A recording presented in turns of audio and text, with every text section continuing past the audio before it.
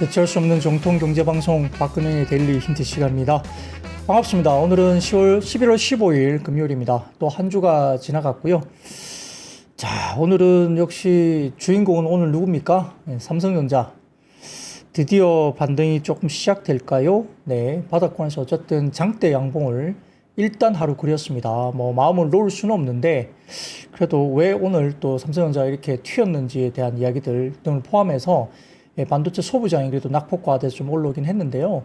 자, 이제 영속성 관련해서는 다음 주를 확인해야 됩니다. 이거 하나 가지고 완전히 뭐 하락이 끝났다라고 보기는 힘들지만 이 정도로 장대 양봉이 좀 나오다 보니 시장에서는 이제 조금 브레이크가 걸리나 정도 수준에서는 살짝 다음 주가 조금 기대되는 그런 모습도 보이죠. 연속성을 보여준다면 당연히 시장에 대한 뭐 바닥론에 대한 부분들이 좀 더 힘을 받을 수도 있겠고, 외국인들이 또 삼성전자를 사주면서 분위기가 살짝 달라지는 분위기가 될 수 있는데, 뭐 역시 다음 주가 관건인 것 같습니다. 연속성의 여부, 이것을 좀 확인해야 될 것 같고, 참고로 지금 시장 제가 방송 들어오기 전에 미국 선물 시장은 좀 빠지고 있기 때문에 오늘 밤에 또다시 선물이 빠지면서 미국장이 빠지면 다음 주 월요일 날 또 어떨지.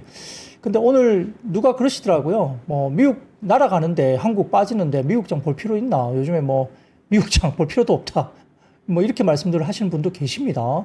최근에 뭐 미국장은 워낙 좋았고 한국장은 거꾸로 빠졌기 때문에 미국 시장 오르내리는 거 별로 그렇게 신경 쓰지 않는다. 뭐 이런 분도 꽤 계세요. 그만큼 한국 시장에 대해서 상당히 이렇게 좀 센티가 부정적인 분위기로 가고 있다. 이런 생각도 좀 해봤습니다만, 아무튼 오늘 전자가 일단 올려주고 낙폭과된 반도체 소부장 일단 반등이 일정 부분 좀 나왔기 때문에 글쎄요, 좀 숨통이 튀기를 개인적으로 좀 바라보는 하루였습니다.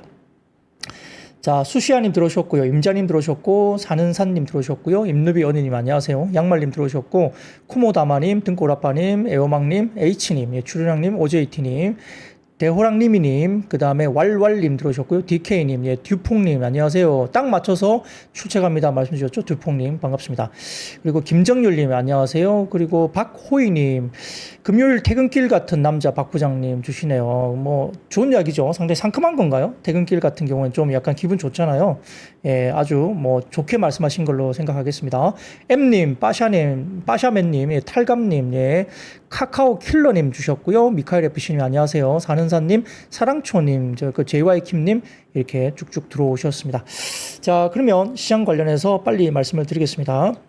근데 와랄님, 근데 박근영이 매수해서 올려버린 삼성전자, 제가 매수해서 올려버린 건 아닙니다. 뭐 참고로 참고하세요. 제가 삼성전자 올린 거 아닙니다. 네, 참고 부탁드리겠습니다.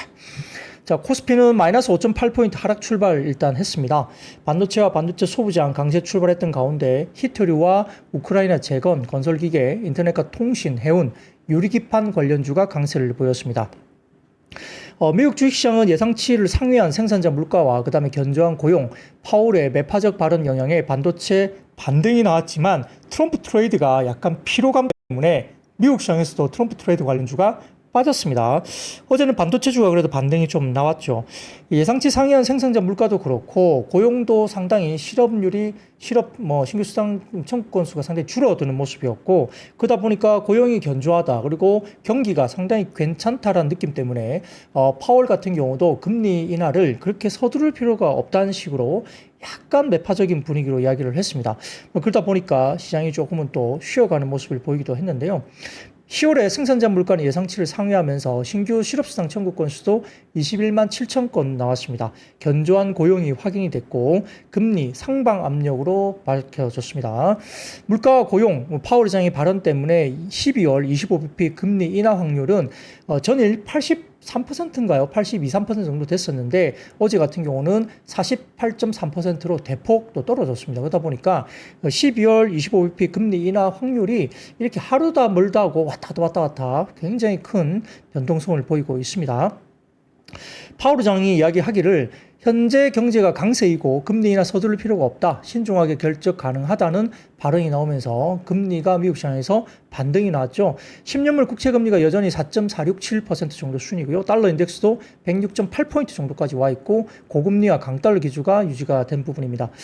미국의 10년물 국채 금리는 한 4.5 정도가 임계점이지 않을까. 1차 임계점이 그 정도이다 이야기가 많이 나오기 때문에 이미 트럼프 트레이드 재정 적자 관련된 부분에 대해서 많이 반영이 돼 있다는 뷰도 많습니다. 그러다 보니까 이게 살짝 아래쪽으로 내려오고 원달러 환율 같은 경우도 오늘 장중 1,400원을 하향 돌파했거든요.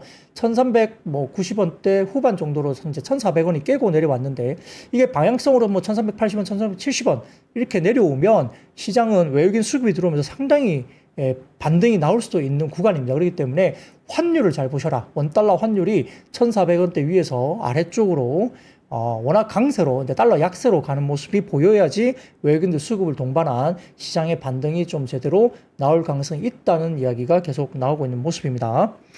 다음 주 엔비디아 실적 기대감이 있습니다. 21일인가요? 뭐 거의 엔비디아 다음 주 실적 발표가 있는데 여기에 대한 기대감이 여전히 있고 반도체 업종이 일단 오늘 반등을 줬습니다. 특히 삼성전자가 장중 8% 이상 급등이 나왔고요. 종가 무렵까지 거의 빠지지 않고 시장에서 견뎌주는 모습이었고 코스피는 낙폭과대 인식에 삼성전자 저가 매수가 일단 들어왔고요. 트럼프 정책 영향 이슈 때문에 2차전지가 급락을 했습니다. 외국인 매도가 오늘도 오전에도 지속됐죠. 오전 기준 외국인들이 현물 1,000억, 선물을 1,000계약 이상 수준으로 매도세를 하면서 원달러 환율도 오전에는 1,406원 정도로 거래가 됐는데 오후 접어들면서 1,400원이 하향 돌파됐습니다. 이것도 긍정적이죠. 트럼프의 정권 인수팀에서 IRA 전기차 보조금 폐지를 시사하는 발언이 나왔다는 이야기가 나오면서 확정은 아닙니다만 그런 방향으로 지금 검토가 되고 있다는 이야기가 나왔죠. 2차전지 밸류체인 동반 낙폭이 확대되면서 지수 하방 압력을 넣었고요. LG엔솔과 포스코홀딩스, 삼성 SDI 등의 2차전지 대형주 모두 장중에 뭐 거의 10% 넘게 빠진 종목도 있고 상당히 급락을 한 모습이었습니다. 전일 뭐 49,900원, 뭐 무슨 이렇게 돈가스 집에 뭐 가격 비슷하죠. 뭐 9,900원, 뭐 이렇게 9,900원, 뭐 49,900원, 뭐 이렇게 정말 빠졌던 뭐 그런 삼성전자가 너무 아쉬웠습니다. 이렇게 5만 원까지 깨져야 되나 뭐 생각이 들었는데 어제 제가 방송 자료 중에 KB증권의 자료를 보면 한 49,000원 정도가 임계치일 수 있다라는 KB증권의 자료를 제가 어제 띄워드렸죠. 자, 그런 뭐 부분이 뭐 분석이 맞는지 어쨌든 그런 영향인지는 모르겠습니다만 아무튼 어제 5만 원이 깨졌던 삼성전자가 SK 하이닉스와 함께 일단 반등이 좋고 낙폭이 더 심했던 삼성전자 위주로 주가가 급반등이 나왔습니다. 트럼프 트레이딩 순환매가 지속되면서 젤렌스키가 내주 10가지 복원 계획을 발표할 예정이라는 기사가 나오면서 대북 관련주라든지 재건, 뭐 건설 기계 이쪽도 긍정적인 흐름이 나타났고 조선 같은 경우는 폴란드 해군 참모총장이 하나오션 사업장을 방문했다는 소식 때문에 장중에 빠지던 일부 조선주가 다시 반등이 나오는 모습을 잠시 보이기도 했습니다. 잠수함 건조 시찰을 한다는 이야기가 나왔고 역시 호실적이나 뭐 기대 등이 아직까지 조선 업종 중에 일부 있다 보이고요.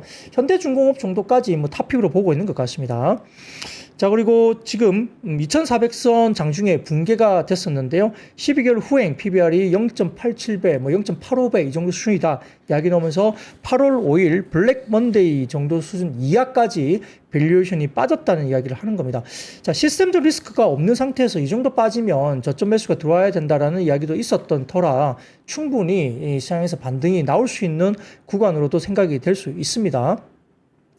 자, 다행히 삼성전자가 오늘 장중 13거래일 만에 외국인 순매수가 들어왔고요. 다음 주 엔비디아 실적 이전 반도체에 대한 기대감이 일부 유입됐다 이렇게 분석이 되는데 이 연속성에 대한 부분은 사실 확인을 다음 주에 해야 된다 말씀을 꼭 드리겠습니다. 이게 끝났다, 바닥 봤다라고 말하기는 아직은 좀 어렵지만 조심스럽게 이렇게 연속성에 대한 부분을 좀 확인한다면 그게 확인이 된다면 다중바닥 정도 이야기를 하면서 오른쪽 그 바닥이 조금 더 올라가는 이렇게 짝꿍댕이 형식의 그런 차트들, 그러니까 바닥 보고 올리다가 조정이 나오더라도 기존의 저점을 깨지 않고 오른쪽 저점이 좀 더 높은 저점을 보고 올라가는 이 짝꿍댕이 이 차트가 나와준다면 다중바닥 만들어주고 주가는 좀 상승적으로 방향을 맞지 않을까 이런 생각을 좀 해볼 수 있겠습니다. 자, 그래서 코스닥은 트럼프 트레이드와 실적 영향 때문에 2차전지 그리고 일부 장중 오전에 화장품 업종 중심으로 약세를 보였는데요. 화장품 업종은 뭐 실리콘2 영향 때문에 일단 투자 심리가 좀 위축이 지속됐지만 전체적으로 정오를 지나면서 오늘 중요한 이야기가 있었죠. 12시 30분 정도 수준에 2년 만에 한중 정상회담 개최 소식이 전해졌습니다. 자, 이게 전해지면서 여행, 화장품, 항공 순으로 중국 소비 관련주들의 급하게 반등을 주는 모습이 나왔습니다. 시장 낙폭을 축소하는 모습을 보였고요. 반면 2차전지 업종이 하락하면서 코스피 반등폭도 제한을 했고요. 전일 트럼프 정권 인수팀이 아까 IRA 세액공지 폐지한 방안을 계획 중이라는 보도 때문에 배터리 3사가 급락세를 보였습니다. 근데 IRA 세액 공제가 법령으로 이제 됐기 때문에 벌써 완전 폐지를 가정하기에는 사실 좀 무리가 있는 것이 아니냐, 뭐 축소라든지 어떤 규정을 좀 강화해서 되게 까다롭게 만든다든지 이런 쪽으로 가는 게 맞지 않나라는 시장에 아직은 분석이 있기 때문에 완전히 축소되는 게 확정됐다라고 보기는 좀 어렵다는 이야기들이 많습니다. 자, 그리고 업종별로는 의료종밀, 운수창고, 전기전자 강세였고요. 반면 철강, 금속, 증권, 전기가스비 약세였고요. 전체적으로 오늘 종전과 재건 사업에 대한 기대감이 커지면서 전진건설 로봇이라든지 현대인프라코어나 현대건설기계 등도 강세를 보이는 모습이 보였고, 아까 말씀드렸던 원달러 환율이 1,400원 아래로 내려가니까 이 부분이 상당히 중요한 변수라 말씀드렸죠. 환율이 1,400원 아래로 쭉쭉쭉 내려가게 되면 시장은 올라갈 가능성이 높다고 지금 보고 있는 상황입니다. 외국인 수급도 들어올 가능성이 있다고 보이는 거고요.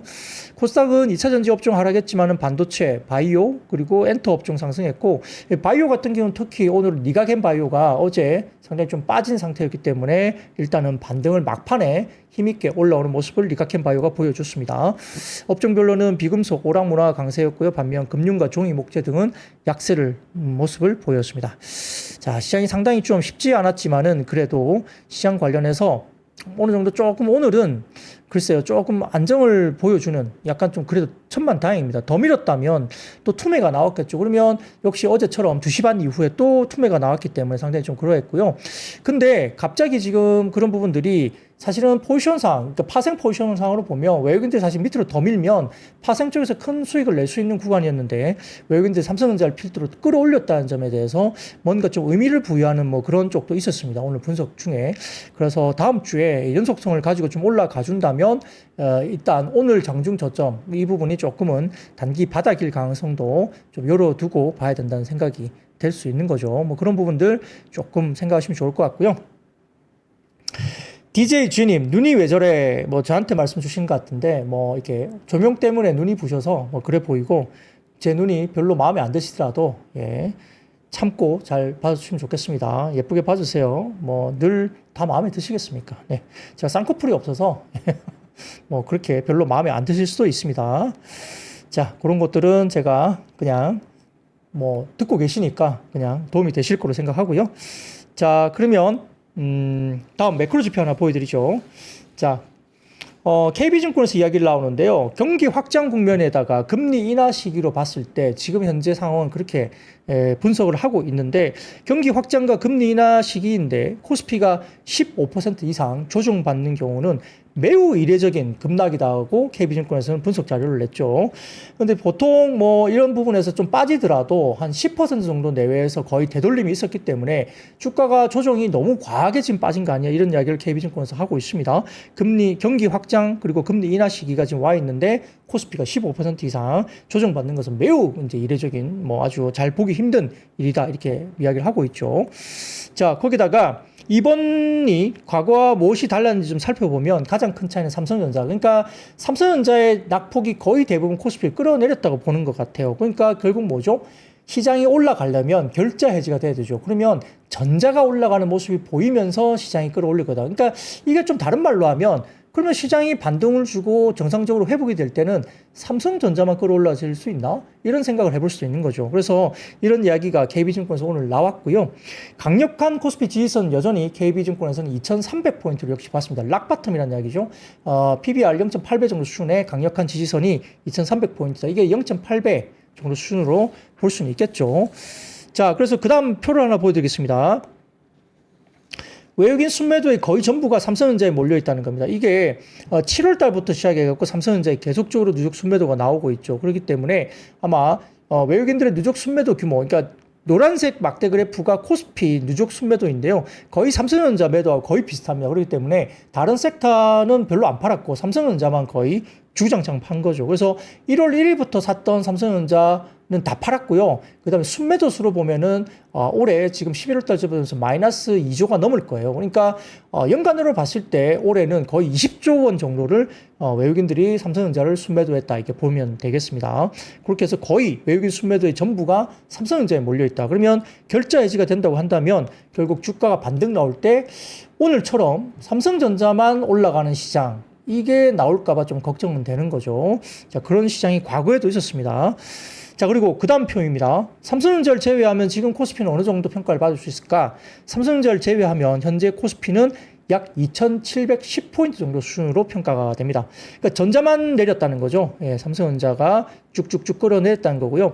코스피가 아까 말씀드린 대로 삼성전자를 제외한 코스피는 2710포인트 정도로 계산이 된다고 합니다. 그러니까 삼성전자가 다 끌어내렸다고 보시면 되죠. 근데 삼성전자가 결국은 키포인트고 결자 해지가 돼야 된다. 삼성전자가 시장의 반등을 주도하는 그런 시장이 될 가능성도 상당히 높을 가능성을 갖고 있다라고 볼 수도 있겠죠. 자, 그런 것들까지도 일단 생각을 좀 해보시면 되겠습니다. 근데 오늘 뭐 급반등한 것이 계속적으로 올라간다 보기는 좀 힘들지만 일단 아까 말씀드린 대로 다중바닥을 좀 만들어주면서 전저점을 49,900을 안 깨고 돌려주면 상방에 대한 그림들이 조금 더 편안하게 슬슬 만들어질 수도 있다는 점, 그 부분도 저희가 조금은 이번 주 주초보다는 조금 안도를 하는 모습으로 갈 수도 있겠다 보시면, 그래서 다음 주가 상당히 중요한 한 주가 되지 않을까 싶습니다.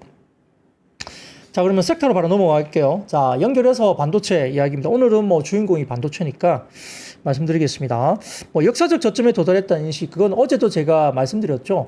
고점 대비 40% 넘게 빠진 것은 역사적으로 한두 번밖에 없었어요, 삼성전자가. 그렇기 때문에 고점 대비 너무 많이 빠졌고, 조정을 받는다 하더라도 한 30% 정도 극단적인 조정 이후에 반등이 나왔는데, 40% 이상 빠진 것은 극단적으로 두 번, 이번까지 포함해서 한 두 번 정도입니다. 그렇기 때문에 삼성전자의 낙폭이 이렇게 큰 것이 엄청나게 이례적인 낙폭이다 보이는 거고요. 자, 그래서 삼성전자의 역사적 저점, 그리고 PBR 기준 0.84배까지 삼성전자가 급락했습니다. 1배가 무너졌기 때문에, 삼성전자가 1배가 무너졌기 때문에, 그래서 더 빠진다 하더라도 이제 KB증권에서는 마지노선이 49,000원 정도 수준이 이제 마지노선이 될 가능성이 있다라는 보고서가 어제 나왔기 때문에 제가 어제는 방송을 통해서 그 전달을 드렸었고요. 자, 그리고 한 가지 더 있었습니다. ASML 관련해서 이야기가 나왔는데, 2030년까지 ASML이 이제 실적 발표하고 이야기를 하면서 2030년까지 장기 성장에, 반도체 메모리 업황에 대한 장기 성장에 큰 문제가 없다라고 코멘트를 했습니다. 공식적인 이야기를 했거든요. 그렇기 때문에 오히려 반도체 메모리 관련된 업황에 대한 우려를 불식시키는 ASML의 코멘트가 나오면서 일단 좀 긍정적으로 영향을 또 받은 것이 아니냐, 이렇게 생각을 해볼 수가 있겠습니다. 그리고 이제 밸류에이션으로 따져보면 신한투자증권에서는 현재 주가가 내년 예상 BPS 59,679원, 내년에 BPS가 주당 순재 가치가 59,679원입니다. 그러니까 BPS 기준 한 배가 전혀 안 되죠. 그래서 PBR 기준 0.8배까지 빠졌다, 이렇게 신한투자증권에서 이야기를 하고 있습니다. 청산 가치도 안 된다는 거죠.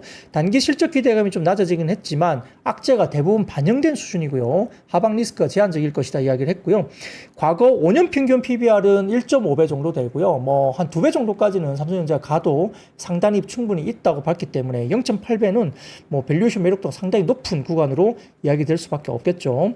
키움증권도 삼성전자의 주가의 역사적 최저점 수준까지 하락했고, 수많은 우려 속에 급락한 주가이기 때문에 우려가 해소돼가는 과정 속에서 회복이 나타날 가능성이 개연성이 크다고 이야기를 했습니다. 자, 그 다음 표 보도록 하겠습니다. 키움증권 자료인데요. 삼성전자 관련된 과거 메모리 반도체 다운사이클, 중국 인텔 메모리 시장 진출 선언, 그 다음에 HBM3 기술 격차 발생, 중국의 DDR4 메모리 시장 점유율 확대 등등 포함해가지고 이렇게 트레일링 관련된 PBR 차트를 그려보면 역사적 최저 수준까지 다 빠진 겁니다. 5만원 깨진 자리가. 그렇기 때문에 이 정도 자리에서는 반등이 충분히 나올 수 있는 구간이죠. 자, 거기다 그 다음 표 하나 보여드리겠습니다. 그 다음 표 보여드리면 한투증권의 자료입니다. 이 보시면은 삼성전자가 2018년 5월에 액면 분할, 50대 1인가요? 예, 액면 분할을 한 뒤에 이후에 일간 상승률인데, 이게 노란색으로 보시는 게 장중에 아마 장중에 그려진 좌표인데 8.2% 정도 올랐을 때인 것 같습니다. 종가 무렵은 7% 초중반 정도로 상승폭이 끝났는데 2020년 3월 24일 날 장중 10.47% 올라간 게 2018년 5월 이후에 최고 상승폭이고요. 오늘이 그 역대급 두 번째입니다. 2018년 5월 이후에 두 번째로 역대급으로 등락률이 상승폭이 큰 날이죠. 세 번째가 2021년 1월 8일 날 7.12% 정도 되는데요. 이렇게 일단은 상당히 삼성전자의 오늘 상승폭이 일견 뭐 좀 역사적으로 좀 높은 상승폭으로 일단 이야기될 수 있는 그런 이야기입니다. 그리고 삼성전자가 전일 노조 관련해가지고 23년, 24년 임금 협약 잠정 합의안을 또 도출했다는 거기 때문에 교섭을 시작한 지, 임금 교섭을 시작한 지 거의 약 10개월 만에 이렇게 거래가 마무리됐습니다. 임금 협약 관련된 교섭이 마무리됐다. 이것도 뭐 기본적으로 조금은 긍정적일 분위기도 될 수도 있겠죠. 그래서 오늘 반도체와 반도체 소부장이 상당히 좋았었는데요. 자, 그 다음 표 보여드리겠습니다. 대신증권 자료인데 삼성전자의 낙폭 확대, 이게 이제 붉은색 그 차트가 뭐냐면, 붉은색은 낙폭입니다, 낙폭. 자, 과거에 2009년도에 낙폭이 40% 넘었는데, 그때보다 지금 더 빠진 거죠. 고점 대비 낙폭률인데요. 붉은색 차트를 보시면, 2009년도에 빠졌던 그 낙폭보다 더 많이 빠진 겁니다, 고점 대비. 그게 아주 이례적으로 그렇게 빠진 거고요. 40% 넘게 빠졌고, 과거에 2009년 이후에 빠졌을 때는 한 30% 정도 빠졌기 때문에, 그때보다 역사적으로 더 많이 빠진 겁니다. 그렇게 빠졌고요. 그래서, 검은색 실선은 뭐냐면은 PBR이죠. PBR이 확정 PBR 한 배를 밑돌고 있고 그게 0.8배 수준까지 밀렸다는 거죠. 이것도 보면 역사적으로 PBR 기준 저점이 이미 깨고 내려간 자리이기 때문에 전자가 반등이 나올 만한 자리까지 와 있다 이렇게 볼 수도 있습니다.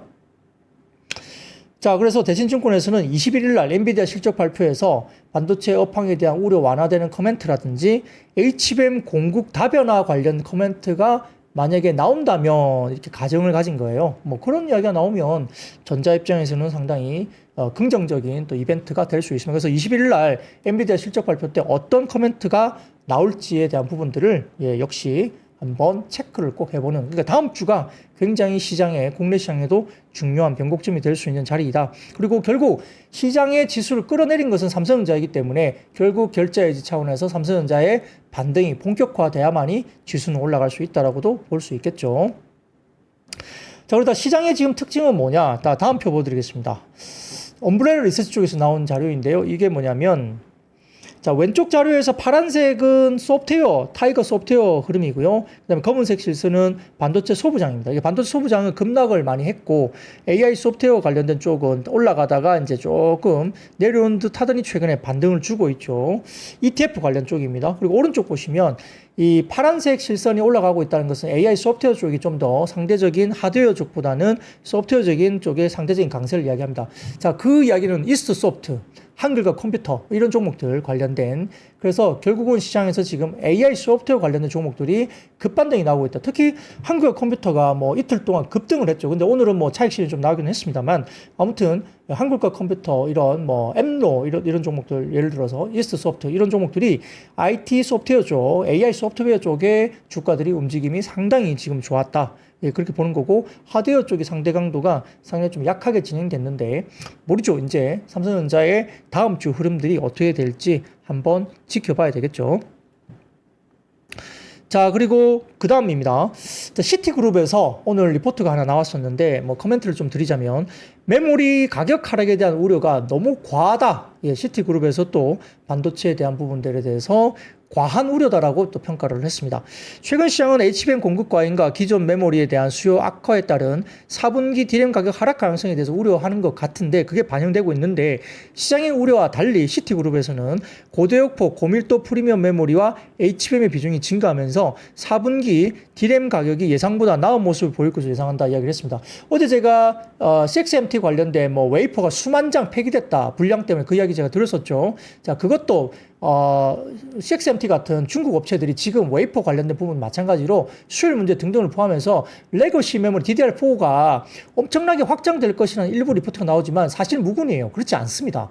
그 정도 아니에요. 지금 수율도 안 나오고 웨이프 수만 장을 폐기했다. 어제 중국에서 기사도 나오고 그러고 있기 때문에 그렇게 공급 우려가 있지 않다는 이야기를 제가 꼭 드립니다. 그거는 중국에서도 이야기하고 있는 내용이에요. 그렇기 때문에 뭐 그런 어떤 중국 업체들 때문에 뭐 엄청나게 공급 과잉에 대해서 뭐 D램 랜드가 뭐 가격이 엄청나게 빠질 거야 뭐 이러면서 주가를 빼고 이건 아니라는 거죠. 아니라는 거고요. 그다음에 중국 업체들이 그렇게 메모리 공급을 뭐 DDR4 등을 하는 것은 대부분 다 내수용입니다. 수출용이 아니에요. 그래서 그걸 빼고 나면 비트코스 증가율이 21%밖에 안 됩니다. 평소에 비트코스 매년 증가율보다 훨씬 낮아요. 그렇기 때문에 메모리와 D램 레거시 제품이라도 가격의 급락 하락 이것을 우려할 단계는 지금 아니라는 이야기를 제가 반복적으로 계속 드리고 있습니다. 그 부분도 말씀을 주시면 될 것 같고요. 자, 그래서 시티그룹은 이와 비슷한 결로 이야기를 하면서 내년 정도에는 하반기 이후부터는 애플이 2분기부터 12GB DDR, LPDDR5 그 다음에 이런 부분들 채택하면서 메모리 평균 판가가 반등할 것으로 기대를 했습니다. 메모리 시장의 심화된 분열 속에 SK 하이닉스가 여전히 탑픽으로 이야기를 되고 있고요. 역시 뭐 HBM 쪽을 좀 더 잘하고 있기 때문에 역시 시티도 HBM 관련된 하이닉스를 좀 더 탑픽으로 보고는 있지만 그럼에도 불구하고 삼성전자도 충분히 반등이 나올 만한 가격에 와 있다라고 볼 수도 있겠죠. 자, 그런 것들까지도 참고를 하시면 좋겠습니다. 자, 모건스탠리가 뭐 거짓말한 건가? 스파타로 칸디다토스라는 분이 겨울이 온다며 모건스탠리 창구가 이렇게 이야기를 했는데, 자, 뭐 국내 아마 미래에셋증권의 애널리스트가 이렇게 이야기했죠. 엘사.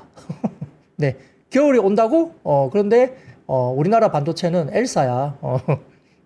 겨울이 결국은 초호황이야. 뭐 그런 식으로 받아쳤더라고요. 리포트 제목이 엘사입니다. 엘사. 네. 그런 식으로, 모건스탠리 받아치는 미래에셋증권의 애널리스트도 있다라는 말씀을 드리겠습니다.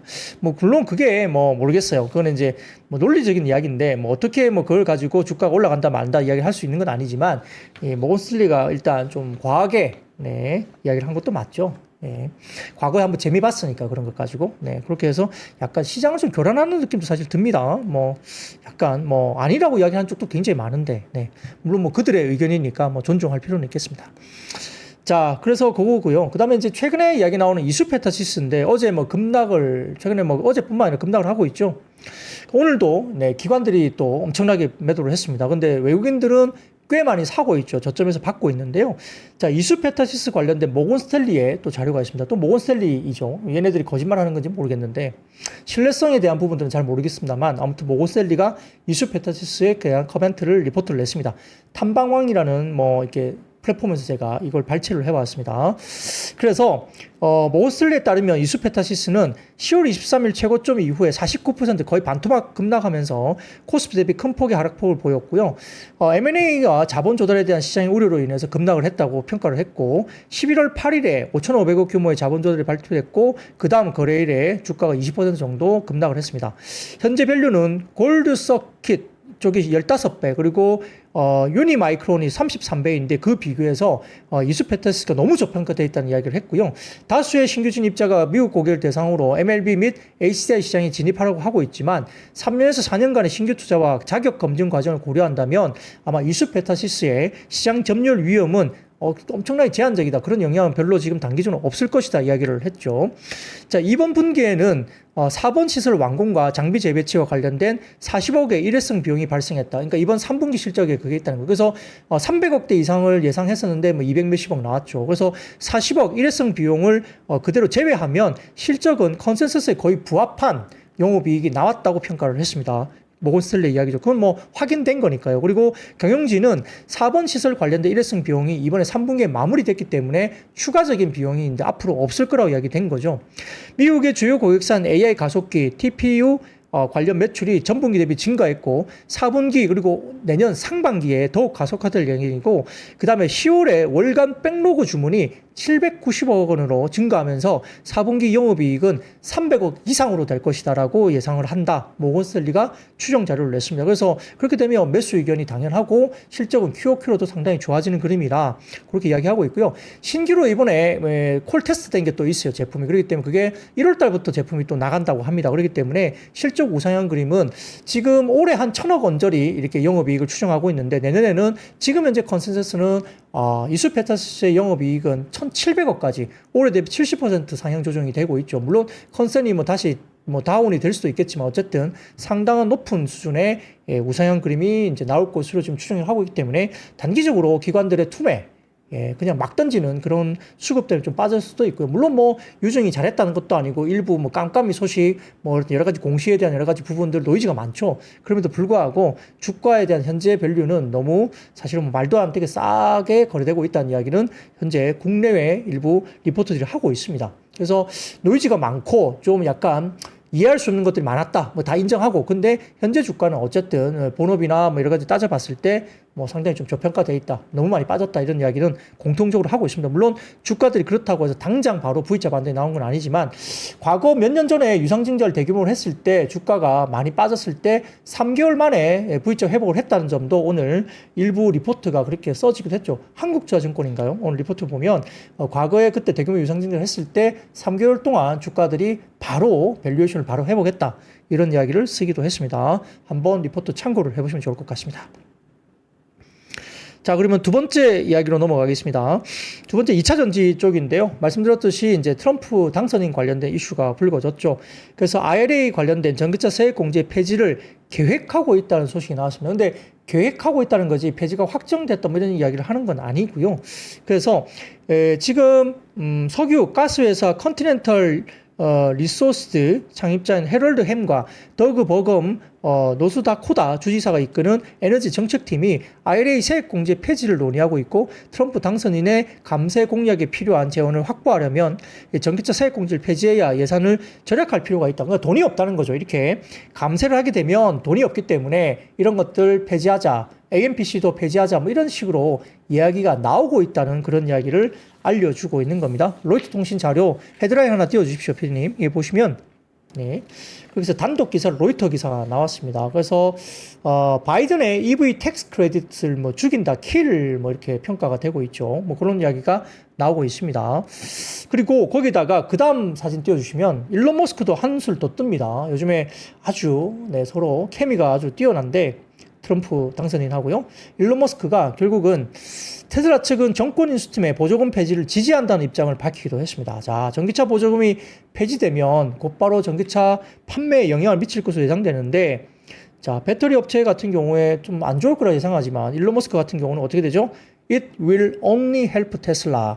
자, 테슬라는 괜찮을 거야. 오히려 테슬라에게 도움이 될 거야. 전기차 보조금을 폐지하면 테슬라, only 테슬라는 아마 헬프, 도움을 받을 거야 이야기를 했습니다. 근데 오늘 삼성증권에서는 무슨 소리야, 니네들도 안 좋을 건데 이렇게 코멘트를 하긴 했죠. 테슬라가 그렇게 이야기를 했는데 아무튼 보조금 폐지되면 니네도 안 좋을 거야, 삼성증권은 그렇게 이야기를 했고요. 일론 머스크는 아니야, 테슬라는 유일하게 테슬라만 좋아질 거야 그렇게 이야기를 하고 있습니다. 진짜로 테슬라가 좋아질지 뭔지는 모르겠습니다. 아마 일론 머스크도 오케이를 했다고 이야기 들리기 때문에 여기에 힘이 실리는 거죠. 그렇기 때문에 전격 폐지는 아니더라도 어쨌든 뭐 약간의 축소라든지 AMPC도 마찬가지고요. 규모의 축소 또는 뭐 상당히 허들이나 여러 가지들을 조금은 어렵게 만들 수 있는 그런 구간으로 일단은 가는 것이 아니냐 이야기는 나오고 있는 부분입니다. 자, 거기다가 재밌는 이야기 하나 더 있습니다. 오늘 기사가 나왔었는데 CATL의 회장이 자, 지난 4월 달에, 올해 4월 달에 머스크 CEO가 베이징을 방문했을 때 그와 자주 대화를 나눴는데, CATL 회장 말로는, 직접 본인이 일론 머스크에게 4680 원통형 배터리 개발은 실패할 거다 라고 이야기를 했다고 합니다. 영원히 성공하지 못할 것이다 라고 이야기를 했다고 합니다. 그랬더니 일론 머스크 CEO가 이에 대해서 매우 격렬한 논쟁을 서로 벌였고, 그 CATL 회장이 일론 머스크에게 왜 원통형 배터리가 안 되는지를 보여줬다고 해요. 그러다 보니까 그는 그제서야 일론 머스크가 침묵으로 일관했다 이런 이야기를 했습니다. 예, 그래서 CATL 회장은 배터리 제조는 전기공학과 화학공학의 영역인데 머스크 CEO는 배터리 제조를 잘 모르고 반도체, 소프트웨어, 하드웨어, 기계 등에 능통한 사람이지 이런 화학이나 배터리는 잘 모른다 이렇게 평가를 했다고 해요. 아무튼 뭐 CATL 회장이 그랬다고 하니까 뭐 실제 아주 글쎄요, 일론 머스크가 해낼지. 뭐 일론 머스크는 엄청난 일을 해내긴 했습니다. 뭐 개인적으로 봤을 때 능력이 우리가 생각하는 능력을 뛰어넘는 사람인데, 글쎄요, 이거에 대해서 4680 배터리가 성공될지, 아니면 CATL 회장의 말이 맞을지, 영원히 안 될 거야, 실패할 거야 라고 이야기했던 게 맞을지 그건 모르겠어요. 근데 아무튼 그 자리에서 일론 머스크는 침묵했다라고 이야기를 합니다. 거기에 대해서.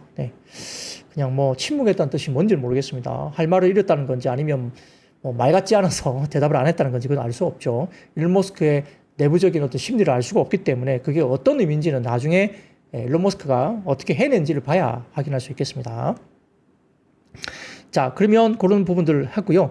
오늘 현대차는 그래도 주가가 일단 올라왔습니다. 뭐 다른 자동차가 좀 좋지 못했는데 현대차가 조금 한 2%대 정도 올라왔는데 한투증권에서 자동차 산업 관련해서 IRA 전기차 보조금 철폐 가능성 코멘트를 주면서 역시 이런 것을 봤을 때 쉽지 않죠. 모든 차 중에 IRA 보조금을 만약에 철폐되는 경우에는 전기차 전체 산업은 부정적인데 역시 현대차와 기아의 가격 경쟁력을 오히려 확대시킬 수 있는 모멘텀이라고 자동차 섹터 관련된 한투증권 리서치 쪽에서 이야기를 했습니다. 그래서 현상이 장기화되면 역시 HMGMA 공장에서 EV, HEV 외에도 ICE 생산도 검토 가능하기 때문에 결국은 오히려 가격 경쟁력을 현대차, 기아 쪽이 오히려 가격 경쟁력을 확보할 수 있는 개념이 있다. 그렇기 때문에 오히려 긍정적으로 볼 수 있는 구간이 자동차, 완성차, 현대차 쪽이 있다라고 한투증권에서는 평가를 했습니다.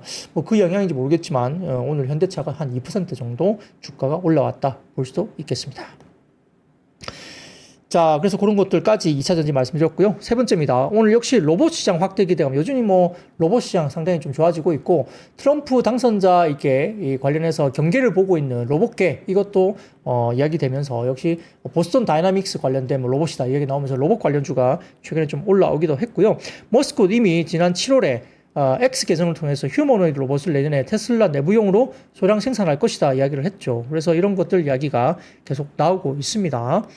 거기다가 트럼프 당선인이 아메리카 우선 정책을 쓰고 있죠. 그래서 1조 5천억 달러 규모의 인프라, 도로, 철도, 항만 투자를 예고하면서 자동화, 로봇 기술 활용, 유지, 보수가 중요한 부분으로 부각되고 있고 역시 로봇 시장 성장을 가속화시킬 것으로 전망을 하고 있다고 합니다. 인프라 투자 관련해서 아울러서 보스턴 다이나믹스의 사족 보행 로봇 스팟이 아까 말씀드렸던 트럼프 당선인의 경우에 투입된 소식도 최근에 알려지면서 로봇 관련주가 좀 더 힘을 받고 있는 모습이 나오고 있습니다. 자, 그런 것까지 말씀드렸고요. 자, 그리고 네 번째입니다. 오늘 윤 대통령과 시진핑 국가주석이 페루 리마에서 2년 만에 한중 정상회담 개최 예정 소식이 전해지면서 중국 소비 관련주가 빠지다가 일단 반등세로 돌아서는 모습을 보였습니다. 최근 들어서 윤 대통령은 일단 미국 지향적으로 약간 중국 쪽보다는 미국 쪽의 수출 지표를 좀 더 올리는 쪽으로 정책을 삼았다라고 시장에서는 분석이 되고 있는데 일단은 중국 쪽과 조금 더 뭐 약간 교류 이런 쪽의 이야기가 2년 만에 일단 나왔기 때문에 이런 것들이 익혀지면서 중국 소비 관련주가 특히 오늘은 여행주가 먼저 올라왔고요. 그 다음에 여행 관련주가 역시 중국에서 무비자 입국이 가능해지면서 일단은 상당히 여행 관련된 문의가 많아질 수 있다. 이런 배경이 있었기 때문에 여행 관련주가 먼저 반응을 줬고 그 다음으로서는 화장품주가 반응을 줬고 그 다음에 항공주는 조금 이제 덜 반응을 주긴 했지만 아무튼 이런 중국 관련된 소비주들이 살짝 반응을 줬다 이야기 드립니다. 그래서 일단 정상회담 이야기가 나왔고요. 더군다나 중국의 국가통계국이 오늘 지표를 발표했는데 10월에 중국 소매 판매가 4조 5,396억 위안으로 전년 동월 대비 4.8% 증가했다. 상당히 긍정적인 소매 판매 지표를 발표했습니다. 10월 소매 판매 증가율은 9월 3.2%보다 훨씬 높았고요. 로이터와 블룸버그가 각각 전망한 3.8% 상승을 훨씬 더 상회했습니다. 아까 4.8%라 이야기했잖아요. 컨센서스가 3.8%니까 엄청나게 좋게 나온 거죠. 10월 산업 생산은 5.3% 상승했지만 로이터 전망치 5.6%를 소폭 하회하긴 했습니다. 자, 근데 그 다음 표 보이십시오. 그 다음 표 보여드리면 10월에 중국 화장품 소매 판매는 전년비 40.1%나 급등을 했습니다. 그러니까 중국 쪽의 화장품 소비가 엄청나게 튀어오른 겁니다. 23년 10월에는 1.1% 증가했는데 올은 10월 달에 올해 같은 경우는 10월에 중국의 화장품 소매 판매가 전년비 40.1% 급등을 했다는 지표가 나왔습니다. 자, 그 다음 표 보여드리겠습니다. 그 다음 표 보여드리면 하나증권 자료인데 보시면은 자, 중국 품목별 소매 판매 증가율인데 이번 10월달 판매 증가율을 보면 화장품이 40.1%로 왼쪽 보십시오. 옅은 이게 무슨 색깔인가요? 예, 옅은색, 푸른색, 하늘색 비슷하게 옅은색 보시면 이렇게 40.1% 화장품이 급증했고요. 그 다음에 39.2%가 가전입니다. 그래서 이번에 10월달에 소매 판매에서 화장품, 가전 순으로 급등을 했고요. 그 다음으로서는 뭐 통신기기, 뭐 식품 이런 순인데 월등하게 화장품과 가전 쪽이 좋았다. 그래서 오늘 코스맥스가 역시 오늘 급반등을 6% 정도인가요? 급반등을 주는 모습도 보였습니다. 그 외에도 일부 종목들, 예, 한국 콜마라든지 ODM사 이런 종목들도 일단은 주가들이 올라왔다 볼 수 있겠고, 그 외에도 패션, 의류, 항공, 뭐 카지노, 면세점, 일부 화장품 이런 쪽도 역시 분위기가 괜찮았다 볼 수 있습니다. 자, 그리고 그 다음입니다. 실리콘2 관련해서 이슈들이 많죠. 실리콘2가 급락했기 때문에 여기에 대한 커버리지를 많이 하고 있는데, 자, 일단은 노무라 증권에서 실리콘2를 커버를 했습니다. 실리콘2 관련해서 굉장히 긍정적인 이야기를 했고요. 자, 경쟁 심화에 따라 24년과 25년 예상 실적을 일부 하향 조정을 하긴 했지만 실리콘2는 175개국에 걸친 탄탄한 시장 기반과 약 1,500개의 소매 고객, 성공적인 신규 브랜드 관리 노하우로 인해서 여전히 긍정적인 평가를 노무라는 유지를 한다라는 모멘텀을 냈고요. 특히 미국에 5천만 달러를 투자해서 4배 규모의 대형 창고를 건설하면서 일단 수요 증가에 대비를 하고 있다는 점이 역시 아직도 성장 그림이 있다고 노무라 증권에서 이야기를 했습니다.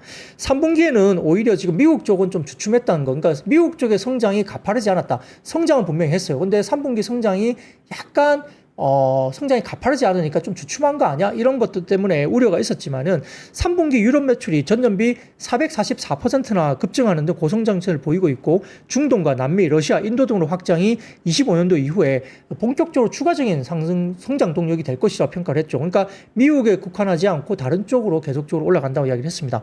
그래서 25년 1분기부터 본격적인 실적 모멘텀을 기대한다고 노무라 증권은 평가를 했고요. 그래서 4분기에 강한 계절성을 보이지는 않고 있지만 25년 1분기부터 중동 지역에 대한 주요 선적이 본격적으로 시작이 되면서 주가에 긍정적으로 이야기를 할 수 있다 이야기를 했죠. 그래서 노무라 증권은 전일 종가 기준, 어제 종가 기준 실리콘2는 목표 주가가 잠재적인 상승이 100%, 그러니까 더블 난다 보는 거죠. 그러면은 거의 4만 지금 2만 얼마죠? 예, 근데 거의 더블 난다. 지금 가격에서 더블 정도는 볼 수 있다고 노무라 증권에서는 일단은 목표 주가를 제시하면서 매수 의견 이야기를 했습니다. 자, 그리고 한투증권에서도 역시 실리콘2 관련된 이야기를 하면서 역시 비슷한 이야기예요.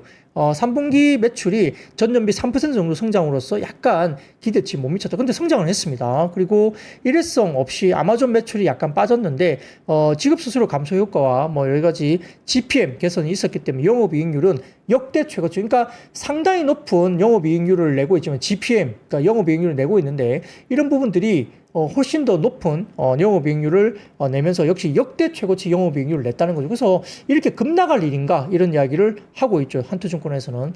그래서 미국 지역의 매출 상승폭이 조금 둔화되는 모습들은 역성장은 아니지만 일단 성장폭에 약간의 쉬어가는 모습이 좀 아쉬운 부분이 하지만 3분기에 전체 매출 중에 유럽, 특히 네덜란드와 폴란드 비중이 20% 내외를 달성하면서 이제 메이크업을 할 준비를 하고 있다는 이야기를 하고 있습니다. 그래서 결국은 UAE 동안 빠르게 매출이 증가하고 있기 때문에 라이징 국가라는 점에서 상당히 좀 아쉽지만 주가가 그렇게 급락할 일은 아니다 이야기를 하면서 한국투자증권에서는 목표 주가를 6만 원 그대로 유지를 했습니다. 자, 그 다음 표를 하나 보여드릴게요. 표를 보여드리면 폴란드와 네덜란드가 계속적으로 올라가죠. 23년 지금 1분기 1월 달부터 보면 폴란드와 네덜란드가 유럽 쪽에 계속 올라가고 있는 모습이 보입니다. 계단식으로 계속 올라가죠. 그래서 유럽 쪽에 폴란드, 네덜란드가 수입하는 화장품 물량이 거의 10%에 달할 정도로 올라가고 있고요. 말씀드렸던 UAE 지역, 그러니까 이런 부분들도 아랍에미레이트 쪽도 매출이 크게 빠르게 증가하고 있다는 점에서 일단은 실리콘2 같은 경우는 주가는 급반등이 나올 수 있다라고 이야기를 하고 있고요. 기관 투매 때문에 그렇지 그렇게 외국인들은 사고 있다입니다. 그래서 기관들이 투매하고 있어서 결국은 후회하겠죠. 다시 사든지 그럴 수 있습니다. 당장은 안 사겠죠. 기관들은 팔고 난 다음에 당장은 안 삽니다. 외국인들은 들어오고 있고 일단은 저평가되어 있다 이야기가 나오고 있습니다. 노무라 증권과 한투증권 등등뿐만 아니라 하나증권에서도 역시 높은 목표 주가를 유지를 하고 있습니다. 자, 한화증권에서도 지금 화장품 관련해서 역시 경쟁이 치열하겠지만 ODM사 결국은 이야기가 한국 콜마, 코스맥스 이런 부분들이 수주 잔고가 상당히 대부분 25년 실적 추정치나 기업들의 전망 가 하향 조정되고 있지 않다라고 이야기하면서 상당히 너무 많이 빠졌다. 최근에 시장률 수익률을 하회하는 급락은 불합리하다라고 한화투자증권에서 또 리포트를 냈습니다. 그러니까 화장품 관련된 부분에 대해서는 역시 대부분 다 굉장히 긍정적인 리포트를 커버리지를 하고 있다 보시면 되겠죠. 자, 다섯 번째입니다. 다섯 번째. 젤렌스키 대통령이 다음 주에 10가지 보건계획 발표 소식이 있었습니다. 그래서 건설기계와 재건 관련주가 테마성으로 주가들이 일단 올라온 점이 있었고요. 그래서 이런 부분들 관련해서 일부 방위산업 관련된 쪽은 살짝 쉬긴 했는데 재건 관련된 테마. 자, 다음 표 헤드라인 좀 보여주세요. 외신에서 나왔습니다. 그래서 이렇게 관련해서 우크라이나가 다음 주에 플랜을 아마 뭔가 이야기할 것이다. 젤렌스키가. 젤렌스키는 미국에서 지원 안 하면 돈이 없기 때문에 전쟁 못 치릅니다. 그렇기 때문에 트럼프 당선인에 따라서 결국은 어느 정도 평화협정을 가지 않을까 생각이 들고요. 거기다가 이것 말고도 중동 지역에 호재도 있었습니다. 중동 지역입니다. 중동 지역. 이스라엘 정부 인사가 이야기하기를 이스라엘이 트럼프에게 뭔가를 선물할 것이라는 얘기가 나 있다. 결국은 내년 1월에 레바논 쪽에 휴전에 대한 이야기가 일 수 있다는 이스라엘 내부 정부 인사가 말을 했다는 이야기가 나오고 있는 것 같습니다. 그래서 중동 쪽의 휴전도 레바논 쪽의 휴전도 이야기가 살짝 나온다는 점에서 재건 관련된 이슈가 좀 불거졌다 이렇게 보시면 될 것 같습니다. 자, 그 외에도 지금 미중 간의 기술 패권 경쟁 때문에 반도체에서 히토류로 확장될 수 있다는 구간 때문에 히토류 관련주가 주가가 올라왔고요. 그다음에 역대 최대 규모의 G스타 2024가 11월 14일부터 진행이 됩니다. 그렇기 때문에 수능이 끝나면서 G스타에 대한 기대감 때문에 일부 게임주가 올라왔고 그리고 관세 부과했던 장난감 가격 급등 전망에 엔젤 산업이 오늘 좀 올라오기도 했습니다. 그래서 이런 부분들 미국산 장난감의 미국 시장에 미국산의 퍼센테이지가 전체 시장의 1% 미만을 차지하고 있기 때문에 전부 다 수입을 한다고 해요. 그래서 아마 관세 부과가 되면 장난감 가격이 미국 시장에서 급등할 거다. 그것 때문에 일부 엔젤 산업 관련된 종목이 올라왔다까지 말씀을 드리겠습니다. 자, 그래서 여기까지 말씀드리고요. 주말에 또 휴식을 하면서 멘탈 잡으시고 건강 유의하십시오. 자, 저는 다음 주 월요일 날 웃는 모습으로 뵙겠습니다. See you. 삶의 격을 높이는 9가지 지혜를 함께 나눕니다. 위즈덤 칼리지 시즌 2 영상 아래 링크를 클릭하시면 자세한 내용을 확인하실 수 있습니다.